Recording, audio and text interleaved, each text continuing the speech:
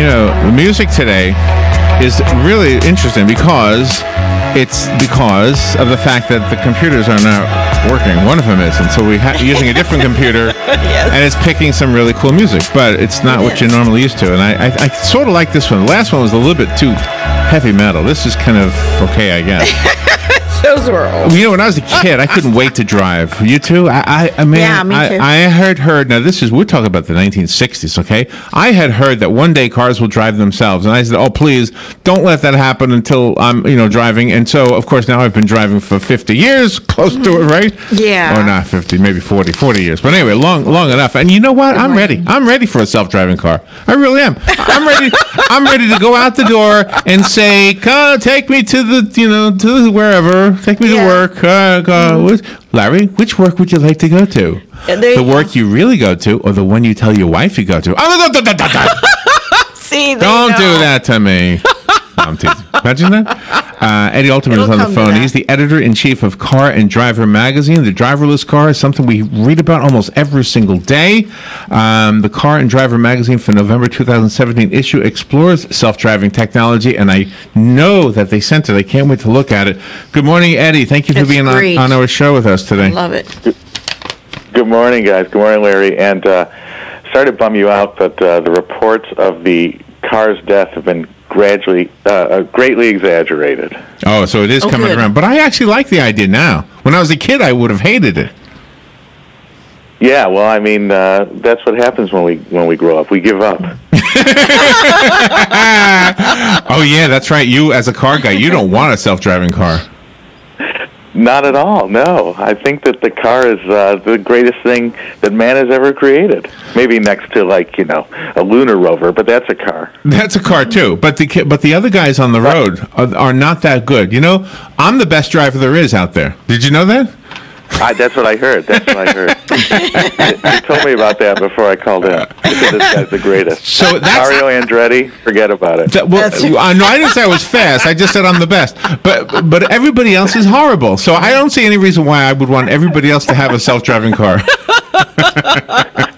Well, yeah. I mean, this is the issue. Safety is really the issue here. And can we get these cars to be not only safer than humans are, but can we get them to be truly, truly bulletproof the way that, our planes are? Because when you're asking people to give up control, you're asking a lot, and they have to get a lot in return. And that's one of the things we talk about in this big story that we did. That's kind of the key. Go ahead, Rob.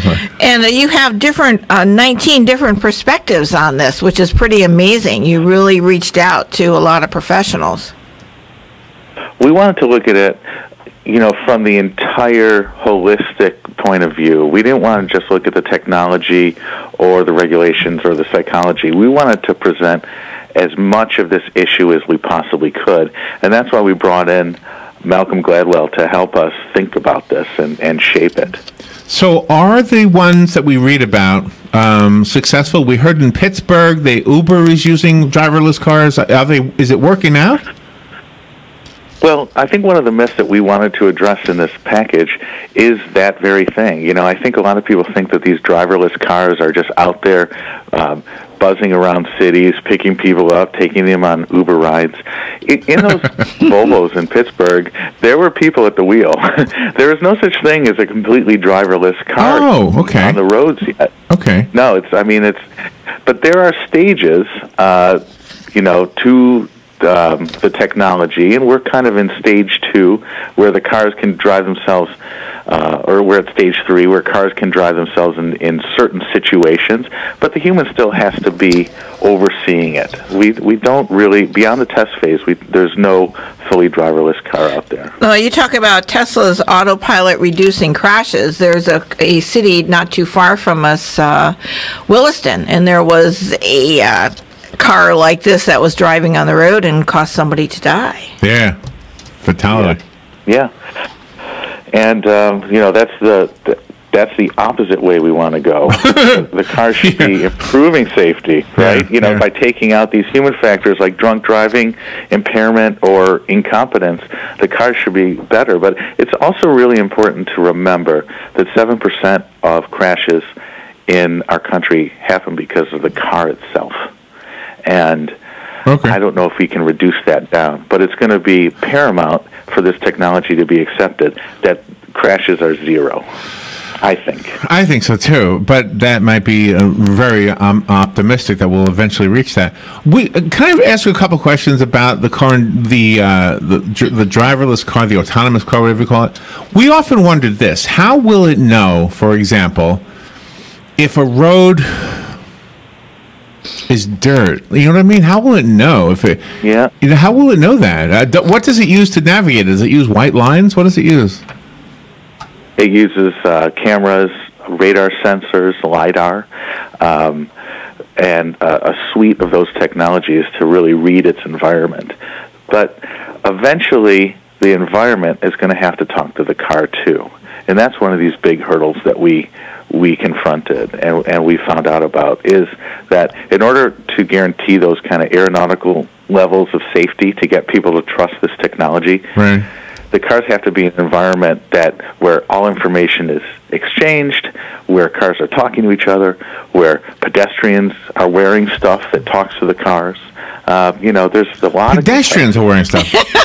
What about the armadillos? Right? Wait a minute. We'll have the armadillos. That's a big problem. Yeah, it is.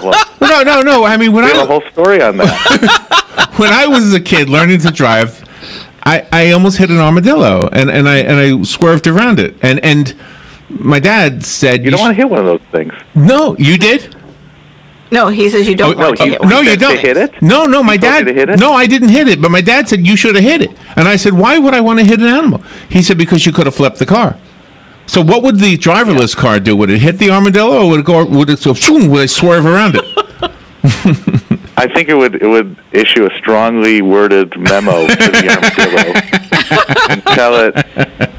and tell it to get off the road. You're funny. But you can't control that. You can't control the deer strikes. You can't control that stuff. I mean, if you are and if a deer or a bird takes out these sensors, then you're truly stuffed. Is legislation affecting any of the decisions for driverless cars? I think, broadly speaking, the legislators are letting the technology determine where this goes, and they're letting the car makers and the innovators and the suppliers write the script. There's something called a Self-Drive Act. There was a bill that the House passed that gave broad latitude to the car makers to say, you guys come up with the technology, we'll figure out how to regulate it once it's there. So that's the stage we're in now. Eddie, I know you have to run, but was there a city, I can't remember if I read this or not, that said once you reach a certain like a line in the city, like a municipality, you had to switch to driverless technology or to autonomous technology? Is that New York, or where are you calling from, by the way? I'm calling from Detroit. Detroit. The car god. The hub. But Detroit is working on this as hard as anybody. But the cordoning off of cities is going to be essential to having kind of a closed domain environment where everything talks to each other. Right. But we're not there yet. There's a lot of pronouncements being made of no cars in the city. Bloomberg tried to do that. What it does is just push traffic back 5 miles. That makes sense. There are a lot of considerations. Yeah. Well, the issue is interesting. It's called "Driverless Cars Are Supposedly Imminent." That's the headline there. I got the magazine on the cover of the podcast we're doing, by the way. So we just want to give a website, or go get the magazine. Carandriver.com. Carandriver.com. Okay. Yeah, carandriver.com. All right. This radio show right now is on having a problem with computers. If this fails, I'm guessing a computer on a car could be bad. Right, exactly. I mean, as flawed as humans are, we don't just shut down in the middle of a conversation usually. No. Well, if we do, we go to the hospital usually. Yeah. Right, exactly. All right. Oh, thank you for being on the air with us. Fun. You're a fun guest. Thank you for being that and for sending us a copy of the magazine. Go get the magazine. I'm going to give this to our car guy. He does the show tomorrow. Matt Gibbs. Yeah. And want you guys to know that we're still mourning Tom Petty up here in Detroit. Oh, okay. Tom Petty was we're awesome. still mourning him down here in Gainesville. Who's your guy? Who's the Detroit celebrity? Tom Petty was on. Seeger. Oh, Bob Seger. Oh, yes, Seger. of course. Wow. And Eminem and Kid Rock and all that. Yeah. But Seeger's the man. Yeah, I think you got it right. Yeah, all right. I think so. That was fun. Eddie Alterman, thank you for being on the show with us today. Thank you both. We will be right back. An unexpected pregnancy can turn a young woman's life upside down. The House of One in Faith in Ocala gives these young women a place to live in privacy and comfort under the Christian care of counselors who will guide and protect both the woman and her unborn child. The House of One in Faith is confidential, loving, and free. For more information, call 352-687-8895. Career Source, Citrus, Levy, Marion brings together business and community partners, economic development leaders, and educational providers to connect and